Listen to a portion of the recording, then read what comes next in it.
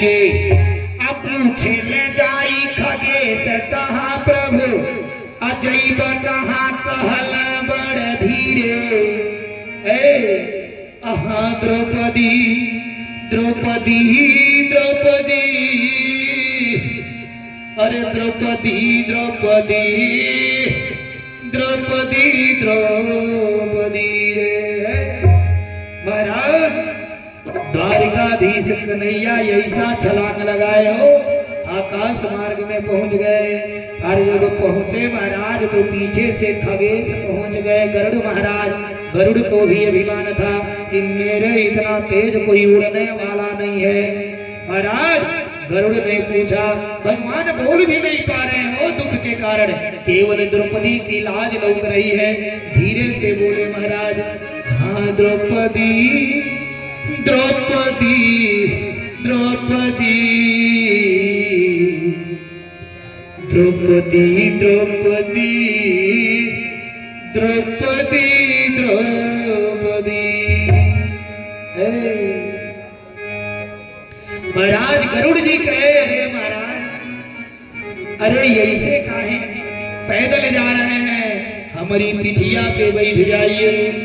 अब गरुड़ का अभिमान बोल रहा है। महाराज हम तो प्रायः कहते हैं कि अभिमान गोविंद ही भावत नहीं। बोलिए कृष्ण भगवान की जय। हल कहल गरुड़ मोरी पिठिया संभारी धर चारी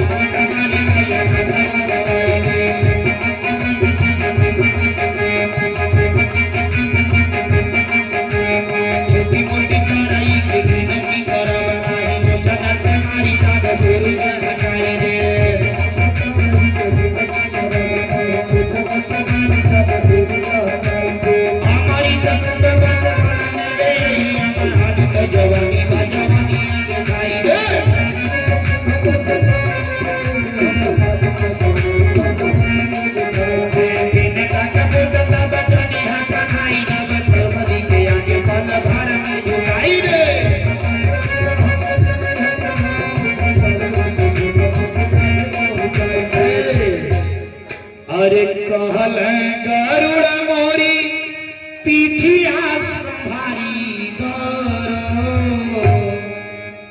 अचारी पंख मारी के आकाश ओरवाई देव। आ छोट मोट तरई के महाराज जब मनुष्य अहंकार में मनुष्य अहंकार में होता है भाई बाप तो किसी का नाम भी पुकारता है तो बिगाड़ करके बुलाता है। अब देखिए गरुड़ को इतना अभिमान हो गया, भगवान से कह रहे हैं कि मैया जी हमारी पिठिया पे बैठिए, चारे पंखा मारूंगा आकाश उड़ा जाएगा हो। इतने नहीं हो, अरे छोटे मोटे तरई तारा को तरई बोलने लगे गुस्सा है, अभिमान में बोल रहे हैं तारा को तरई कि छोटे मोटे तरई के गिनती करब नहीं। चोचन से मारी के चांद सूरज हटाई दे। बताइए कितना अहंकार हो गरुड़। कह रहे हैं कि चोचवा से मार के चांद सूरज को हटा देंगे रास्ते में अगर आ गए तो। महाराज चारे पंख मारेंगे हो और द्रौपदी के पास पल भर में पहुंचा देंगे। भगवान ने कहा घबराओ मत। अब महाराज कह रहे गरुड़ अरे हम बचपन में छोटे थे ना तो अमृत का कलश ले आए थे उठा करके, आज तो हमारी जवानी है, आज तो हमारी जवानी की शरीर है हो। महाराज इस प्रकार से अब इनको अभिमान था कन्हैया रुके नहीं हो। अरे भगवान तो बाकी है, भगवान से पहले इनका पीताम्बर उड़ गया। द्रौपदी की लाज बचाने के लिए आगे आगे अयान के ना पहिनी के गुहारी में भाई चला तब काहे मुड़े रे। अमेघ फटे रवि चंद छटे अमिल के तरई बिछड़े बिछड़े रे। लोग निहार रहे आसमान में और तीन विमान समान उड़े रे। आगे पीताम्बर बीच में कान्हा, अब पिछवा से बेचारू खगेश उड़े। अभिमान टूट गया गरुड़ का हो, बहुत तेज उड़ने वाले थे ना। सबसे पहले पीताम्बर बीच में, कन्हैया पीछे पीछे। महाराज गरुड़ जी, और गरुड़ का अभिमान टूट गया और गरुड़ जी भगवान से कहने लगे हाथ जोड़ के, हे प्रभु, अरे कहल गरुड़ हरि उड़ल हमार कमल तोहार कमल लगाई।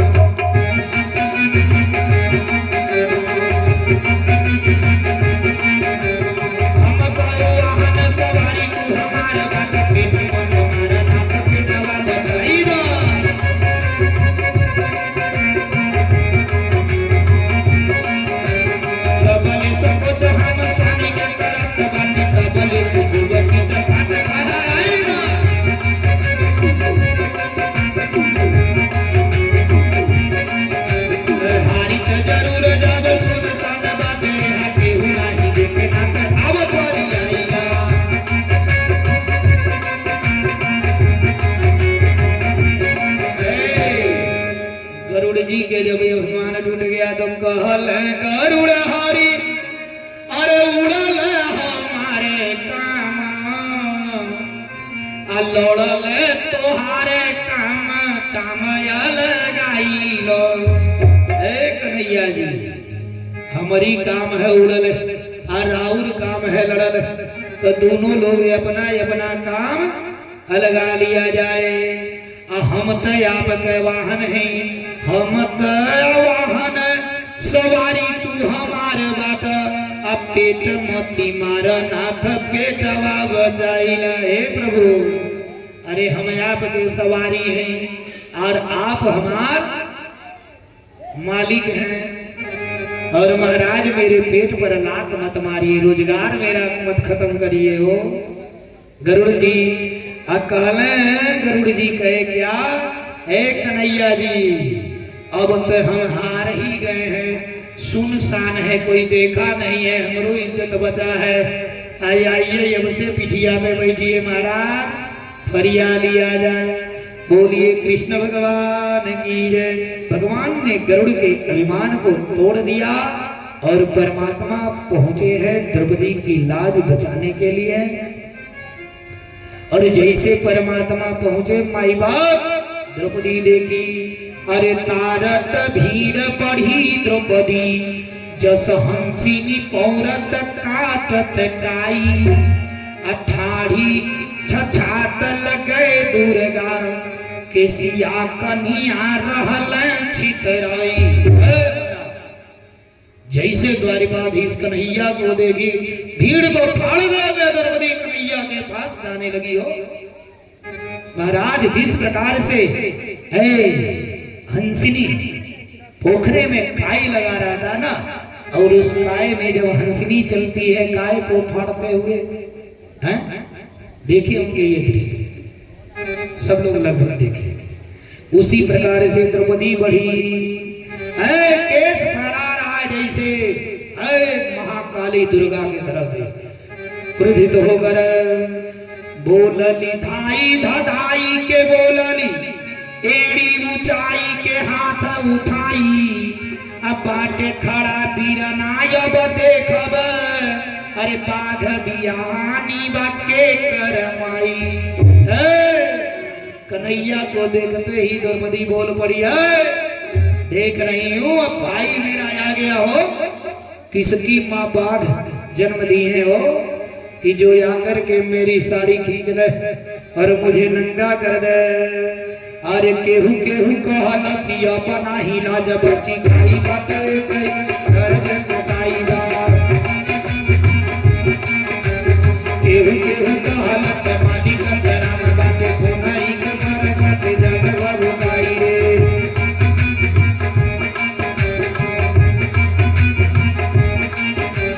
केहू केहू कहला सीधे कया बताओ बोले भाई आगे बहिनी बहिनी आगे भाई रे।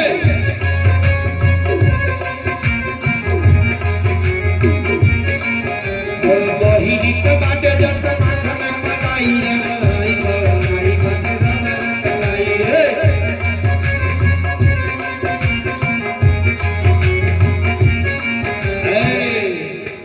द्रौपदी कन्हैया के पास पहुंची और कही है व्यंग नहीं मारा जाता है, अगर केहू लेट से आवे तो लोग क्या कहते हैं, बड़ा जल्दी आए हैं? कोई लेट से अगर मेहमान आने वाला हो और लेट से आ गया, पहले आना था, तो तुरंत लोग ये कहते हैं बड़ा जल्दी आए हैं, बड़ा टाइम से हैं, तुरंत व्यंग बाण मारते हैं कि नहीं? उसी प्रकार से द्रौपदी पहुंची कन्हैया के पास, बोल रही है कन्हैया, अरे कान के निहार बोली, कान के निहार बोली बड़ा हाली लह, अब व्यंग बाण मारली मनावे लगल हरी, अब कैली तैयारी नाही जो हली सवारी नाही, अथाई धूपी अली पुकार कान में पड़ी, माफ करू गलती भइल बड़, असुनी अरदास ले बहिनी मोरी सुघरी, आयाजु तोरे लोरन के एक एक बुधन पर, देव जुर्माना हम लाख लाख चुनरी।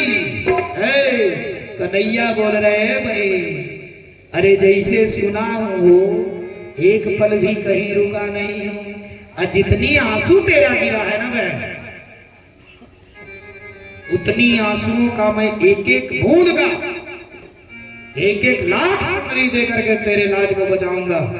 अब बोल खींचे जितना दम है, जितना दम है खींच दुशासन। आई अन्य महाराज दुशासन खींचते खींचते थक गया, कन्हैया चीर बढ़ाने लगे, कन्हैया चीर बढ़ाने लगे रंग बिरंगी, अरे धावत धूपत मैं किछु दूर हमें गरुड़ पछुएला, अतौने के ई बदला दिहलू मुहवा फेरलू रसनी रस भइले। ए द्रौपदी, मैं धा धूप करके इतना तेज भगा आया हूँ, कुछ दूर तो मुझे गरुड़ पछुआ रहे थे, वो परेशान किए हैं। द्रौपदी कह रही है कि मैंने राजपाट तो नहीं मांगा था भैया, मैंने तो केवल आपसे मांगा था क्या कि दुईबित्ता लुगरी। बोलिए कृष्ण भगवान की जय। महाराज द्रौपदी और कन्हैया में वार्ता चल रहा है, और कन्हैया ने कहा तो काहे घबरा रही है, अरे ऐसे 10 दुशासन भी तेरा चीर खींचेंगे ना, तो भी मैं तुझे नंगी नहीं होने दूंगा। अरे द्वारिका बेच बचाई कुबेर के। ए बहन, तू घबराती काहे है? हो सोने का द्वारिका था, भगवान ने कहा द्वारिका ले जाके कुबेर के हाथ में बेच दूंगा, लेकिन तेरी साड़ी घटने नहीं दूंगा। द्वारिका बेच बजाई कुबेर के, ओकर साड़ी के गाठी मंगोगे, अचूके अहूर धवाक नीलांबर, फेरी चोराई तोहे पहिरैबे। ए द्रौपदी, अरे अगर द्वारिका बेचने के बाद भी तेरा लाज नहीं बचा तो मैं फिर राधा का नीलंबर चुराऊंगा, काहे कि हमारा तो पुराना आदत है चोरी करना। बोलिए कृष्ण भगवान की जय। जौए तनो पे हार दुशासन, अंत अचूक उपाय लगैबे, छोरी पीताम्बर ढाक बलाज, अतोहे बदे आजू दिगंबर होइबे। द्रौपदी, अगर इतने से भी नहीं लाज बचा तो अंत में मैं अपना ही पीताम्बर खोल करके तेरे लिए दिगंबर बन जाऊंगा, शंकर भगवान की तरह, लेकिन तेरे लाज को जाने नहीं दूंगा, तेरा लाज मैं बचाऊंगा। अब इसके बाद महाराज दुशासन साड़ी खींच रहा है, और खींचते खींचते थक गया, खींचते खींचते थक गया। कवि ने लिखा है कि सारी बीच नारी है कि, अरे नारी बीच सारी है कि, सारी ही की नारी है कि, नारी ही की सारी है। महाराज इतना साड़ी रंग बिरंगा कन्हैया ने गाज दिया कि कवि को लिखना पड़ा कि साड़ी ही की नारी है कि नारी बीच साड़ी है, साड़ी बीच नारी है कि नारी बीच साड़ी है, नारी ही की साड़ी है कि साड़ी ही की नारी है।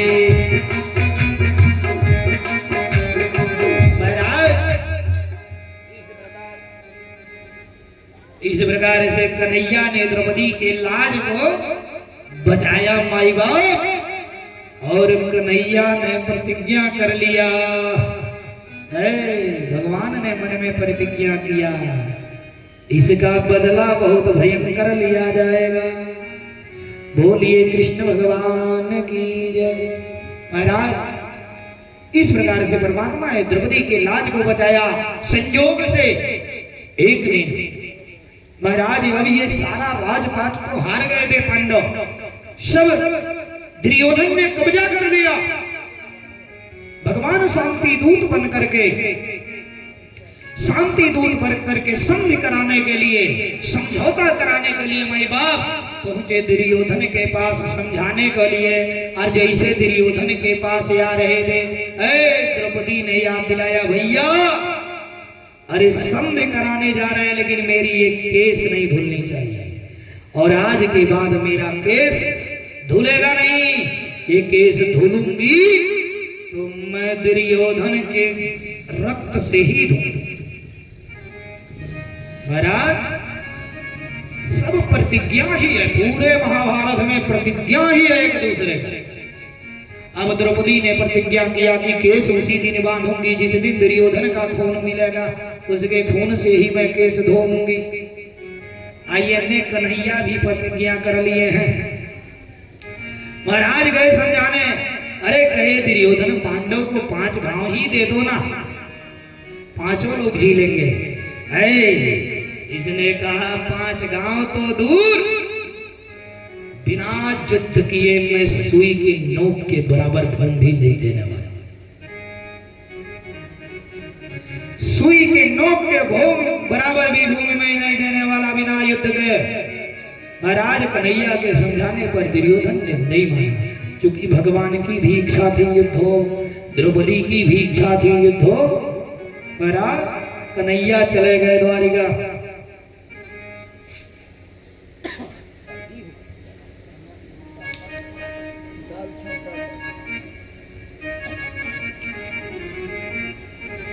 अब इसके बाद महाराज कन्हैया चले गए द्वारिका। अब युद्ध की तैयारी हो गई, युद्ध का प्लान बनने लगा। अब दुर्योधन पहुंचा कन्हैया से मदद मांगने के लिए। जब कन्हैया पहुंचा मदद मांगने के लिए ये कन्हैया के पास दुर्योधन, तो भगवान सोए हुए थे। ये जाकर के मुड़वरिये खड़ा हो गया, मुड़वारी खड़ा हो गया कि जागेंगे तो बात होगी। और तौले पीछे से अर्जुन पहुंच गए। अर्जुन भी मदद मांगने के लिए अर्जुन जाकर के भगवान के चरणों के पास हाथ जोड़ करके खड़े हो गए। और जब कन्हैया का याद भूला महाराज, तो सीधे अर्जुन के ऊपर निगाह गया। और जब अर्जुन के ऊपर निगाह गया महाराज, तो भगवान ने कहा अर्जुन कब आयो? इसी पर दुर्योधन आग बबूला हो गया। रे कन्हैया मैं पहले से आके खड़ा हूं, मेरा हालचाल नहीं पूछा, ये बाद में आकर के खड़ा हुआ अर्जुन, अर्जुन का हालचाल पूछ रहे। अरे भगवान ने कहा अरे शांत हो जाओ दुर्योधन। अरे कोई भी व्यक्ति सोया रहता है तो उसकी आंख खुलेगी तो सामने ही नजर न पड़ेगा, कोई पीछे ताकता है क्या? महाराज लेकिन इसको क्या, ये तो मद में था, बड़ा पिनपिना था, तनिके में तंतना जाता था। भगवान समझाए बैठाए, चाय पानी सत्कार हुआ। होने के बाद परमात्मा माई बाप कहे कि दोनों लोग बताओ किस लिए आगमन हुआ। महाराज जब आगमन पूछे हो, दुर्योधन ने कहा मैं युद्ध के लिए मदद मांगने आया हूँ। भगवान ने कहा कि मेरे पास 27 अक्षौणी नारायणी सेना है। एक तरफ मेरी नारायणी सेना और एक तरफ बाबू मैं रहे, लेकिन मेरे रहने में एक शर्त भी है कि मैं रहूंगा लेकिन मैं युद्ध नहीं करूंगा, मैं युद्ध में शस्त्र नहीं उठाऊंगा। अभी मनवा में सोच रहा है कि लड़ेंगे भी नहीं तो क्या करने के लिए माटी के माधो ले जाऊंगा। 27 अक्षौणी सेना मिलेगा, मजबूती होगा मेरे को। मूर्ख का दिमाग कहाँ रहेगा। आज अर्जुन सोच रहे हैं कि कहीं ये कन्हैया को ना मांग ले, क्योंकि कन्हैया को मुझे चाहिए। मुझे 27 अक्षौणी नारायणी सेना नहीं चाहिए भाई बाप, मुझे केवल कन्हैया चाहिए। और जैसे कहे अर्जुन से पूछे भगवान, अर्जुन ने कहा प्रभु मुझे सेना नहीं, मुझे आप चाहिए हो आप। दुर्योधन खुश हो गया कि बिना मांगे मोती मिल गया मुझे मांगना भी नहीं मिला, यही मूर्ख मांग लिया, अब मुझे सेना मिल गया। भैया जब सब लोग मदद मांग करके दोनों लोग आए, युद्ध की तैयारी हुई। इधर जब आया दुर्योधन तो भीष्म पितामह थे। भीष्म पितामह ने कहा क्या हुआ? अरे उसने कहा मैंने 27 अक्षौणी सेना मांग लिया, और मूर्ख अर्जुन ने उस कन्हैया को मांग लिया। और इतना ही नहीं, वो कन्हैया कहा है कि मैं पूरे युद्ध में शस्त्र भी नहीं उठाऊंगा, मैं लड़ाई नहीं करूंगा।